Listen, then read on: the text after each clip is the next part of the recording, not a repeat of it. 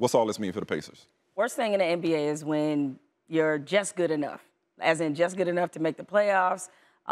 When you're in the position that Purgatory. The Pacers, yeah, exactly. And I don't think it could be any clearer that the Pacers need to completely blow this thing up. If you're Paul George, what incentive do you have to come back? None. Right. Well, depending on the contract. Could be the money. It could be, but I think a lot of that is contingent on what happens with this all-NBA business. But still, the team, the direction of the franchise is not going in a direction that I would imagine that Paul George wants it to go. They have a lot of issues, a lot of things they need to solve. Now, you feel differently about this team and the stability today with Bird stepping down? Because, again, consultant, and Pritchard's been there. I know. So there's some measure of stability here. It's not a first for Larry either. Look, I'm not breaking any news here. I mean, there's just way too many reports that suggest that Paul George wanted out of there anyway. Yeah. And now that you have Larry Bird taking a lesser role, if you will, I think that's just, the writing's just on the wall. Yeah, the only thing that changes for me is I'm just disappointed that we're not going to have a Danny Ainge, Larry Bird, Magic Johnson trade love triangle going on right. for Paul George this summer. Right. You know, because I think it's best for both parties that he's dealt. Although I'm wondering, you go into the Lakers